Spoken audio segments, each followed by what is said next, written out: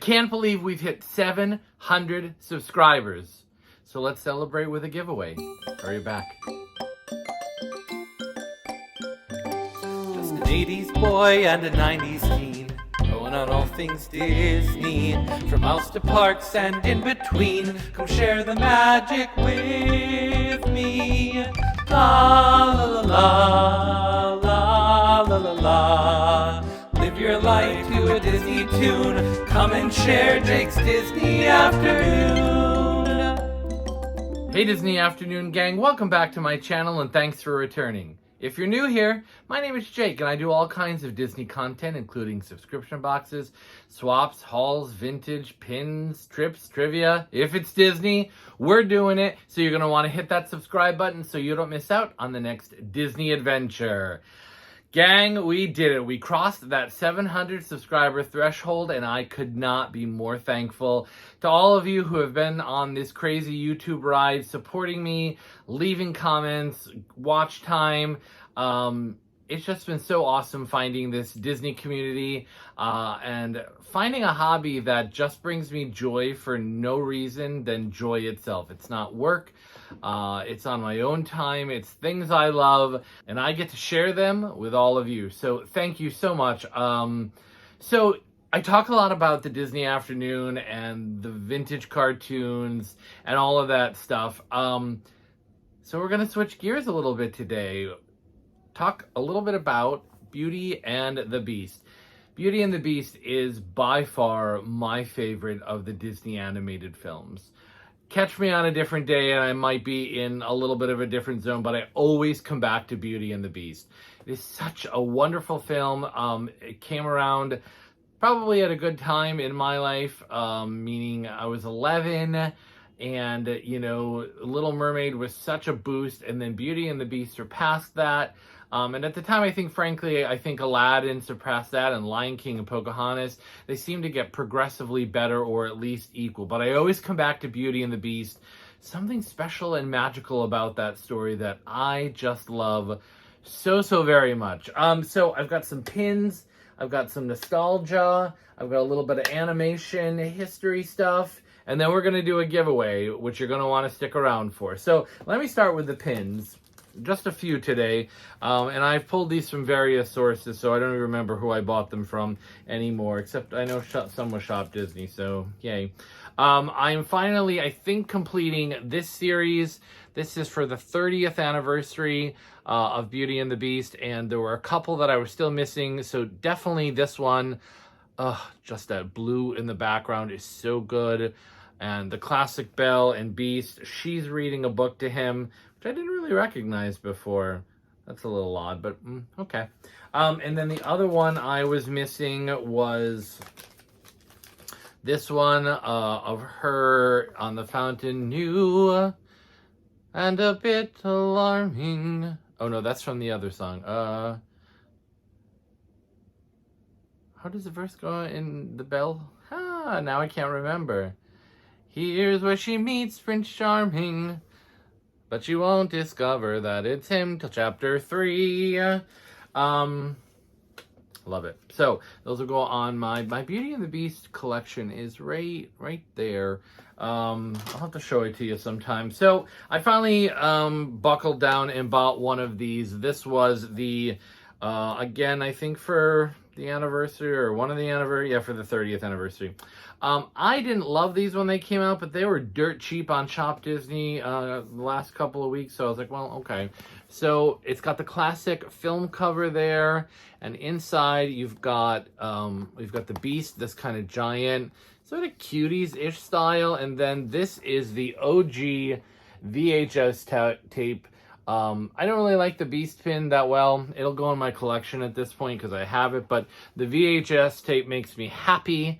That just brings me all the old school nostalgia vibes. I love that. So I know there's a bunch in this series. It's probably the only one I'll collect. It's the only one I bought. And then finally, I got a hold of this set. It had sold out on Shop Disney. It was on sale. I dragged my heels. It was going on some different online sellers for a lot of money. And then finally, Disney got more in, and they were selling it cheap. I think it was $20 normally, like a $60 set or set 65 something. So this is what I love about this more than anything is this is concept art from the film. So you can see you've got Belle there holding Lumiere, and look at that long flowing hair, kind of got an 80s vibe. And then you've got this similar pin to the one I just showed, but in like a cuter style by comparison. And then of course the piece de resistance is this one at the top. It is a pin on pin. So the Mrs. Potts and Cogsworth and Lumiere and the curtain are all pin on pin, and this I have such a bad habit of doing that. Just put a little sticky tack in there, Disney. Won't kill you. Or maybe there's a little better picture anyway. But you can see kind of how rough, you know, the artwork is and the color scheme. Find it interesting. Like the background is in this sort of reddish color. And of course in the film, it's more the blues and the gold. But I wish they would do more of these like early concept pin designs. So those designs I was made very aware of in the day, and I want to show you a couple of things. Oh, let me show you this first. So in 1992, when Beauty and the Beast was coming to video, my local Wegmans had a coloring contest in which you could win the copy of it on VHS or I think a beach towel. Like, you know, some pinky beach towel.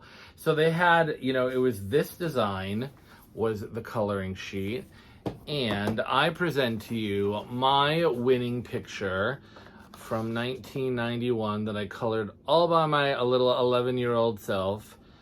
Not too bad if I do say so. We'll compare here a little bit, the original.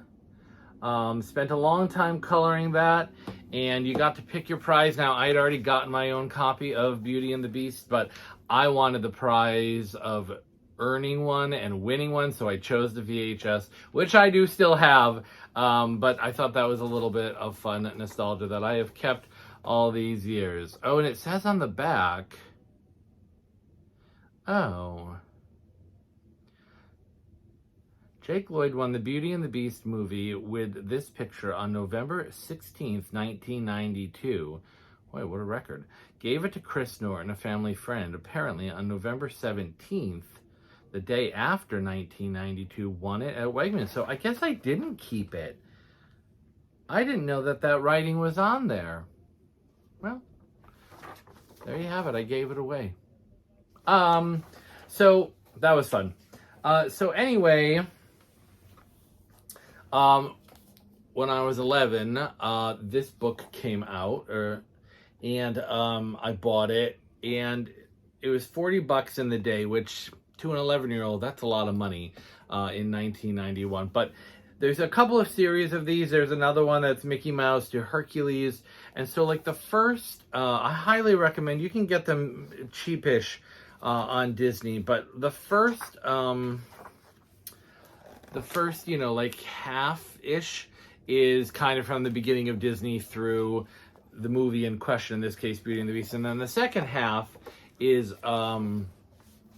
all about the making of Beauty and the Beast and all kinds of drawings. And some of the drawings you see in that pin collection were in here.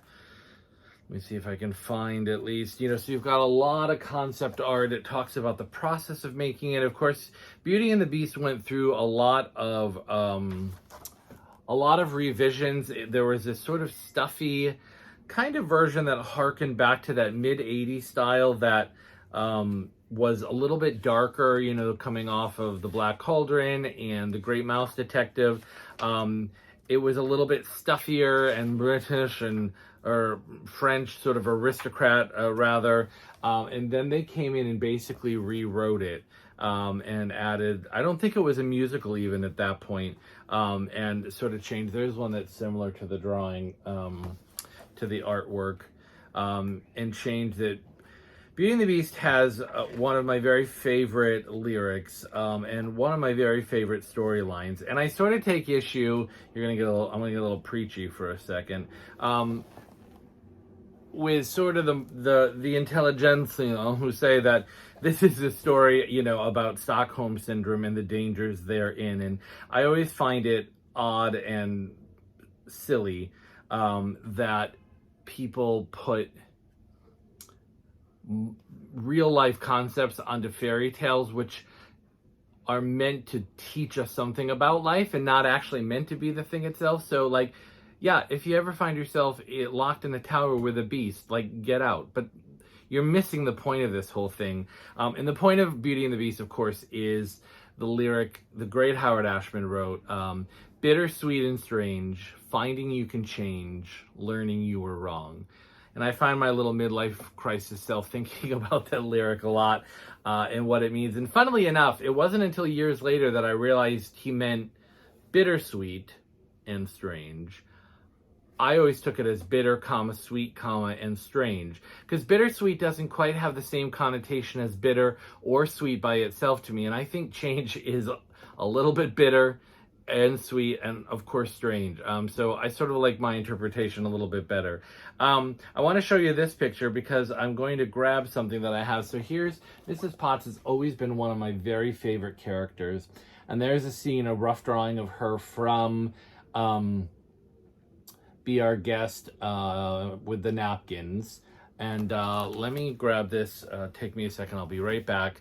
I want to show it to you. Okay, so this is a piece that sits in pride of place, as the Brits say. But this is a picture. Let's see if we can. This is one of the original hand drawings of animation from that sequence I just showed you in Be Our Guest.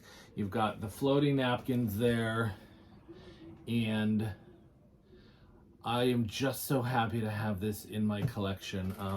Hangs on the wall right when you come into my apartment, and Mrs. Potts would be right about here as the napkins follow this trail and they swirl up and around her, and she's singing "It's a guest, it's a guest" in the middle of that thing.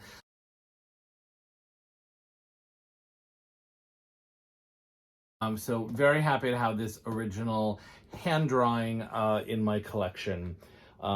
Just wanted to show that off. No, not giving that away. Sorry. And then finally, the last thing that was sort of important to me, all these things were coming out, and I think that's probably why this movie, you know, for many other reasons, solidified itself. There's this series, I think this came out in 93 or 4, and was also not cheap. I had the original, boy, this is a little dusty. This is called The Music Behind the Magic, and it is musical artistry of Howard Ashman, Alan Menken, and Tim Rice. And this was a series released with work tapes, demos, original songs cut from the film. There's a whole booklet in here about the making of the songs and the writing and the development of them. And it came with, my original version came with 4 cassette tapes, including one for Little Mermaid, one for Beauty and the Beast, one for Aladdin, and the 4th one was the original soundtrack from Aladdin, which most of those songs and sort of the plot line ended up in the Broadway version of Aladdin, including Proud of Your Boy, Babcock, Omar and Kasim, High Adventure. There's another song in there for Jasmine called Call Me a Princess, I Don't Care, da-da-da-da, Call Me Obsessed with Nails and Hair. Not a great song, but interesting to hear the development a little bit of that character. Then there's a couple songs Menken wrote after Ashman died, thinking he might go on as lyricist before Tim Rice was approached to finish the thing. So there were 2 versions of it. There was a public version that went out, and then this version is the limited edition. I think it's only 1,000 maybe, and it was like given to a lot of employees and things, and of course they circulated a little bit, but I finally did get my hands on one of these, and let's see if we can open these. So this one's a little bit fancier in that it's a velvet case box, but This one is signed by Alan Menken and Tim Rice. Of course, Howard Ashman had died by that point before this was released, but so thrilled to have that in my collection and the 4 CD set. Yeah, just love Beauty and the Beast so much. All right, giveaway time, because y'all have gotten me to 700 subscribers, and again, I could not be more grateful to all of you for the support this last year and a half and sticking with me and just making me smile every time you comment and every time we share a memory and we send pin mail and all of the good stuff that comes with this territory. So thank you. So in line with what I just showed you, I am going to give away the general printing of The Music and the Magic. And this is the CD version, so you do not have to get your cassette player out, although it's getting rarer, I feel like, to find people with CD players. Here's the 4 CD set, all in pretty good condition. The box has a little tiny wear, and then this is the booklet that came with it. And again, has all kinds of history and development, and then it has all of the lyrics from, there's alternate versions of songs. There's a great song called Silence is Golden, Ursula's original song, Silence, dum dum, silence is golden. Lots of interesting demos for Les Poissons. And so it's interesting to hear Alan and Howard sing these songs. There's the Human Again demo, which of course made it into the Broadway film. Lots of changes for the songs. There's a Jafar song called Why Me? If you never heard of it. Call Me a Princess for Jasmine. Lots of cut material from Prince Ali. Another song for Jafar, Humiliate the Boy. They tried so many times to get a song for Jafar, and it just didn't work. Anyway, exciting giveaway for you historians, for you fans of this era. Little Mermaid, Beauty and the Beast, and Aladdin are covered in that. So down in the comments below, you are going to use the hashtag the music behind the magic. Hashtag the music behind the magic. And leave me a comment about what is your favorite Disney Renaissance film? I love that era, as you know. So there are Little Mermaid, Beauty and the Beast, Aladdin, Lion King, Pocahontas, Hunchback of Notre Dame, Hercules, Mulan, and Tarzan are what I consider to be in that 10-year Renaissance span. So let me know in the comments below, please. Make sure that you are a public subscriber. Make sure that you have liked this video. United States, 18 or older. I think we all kind of know the drill. Thank you for 700. We're on our way to 1,000. I have been collecting some epic giveaway stuff for when we hit our 1,000 mark. So love to get there soon, but we will get there when we get there. Yeah, so hope to see you soon on the next Disney Afternoon.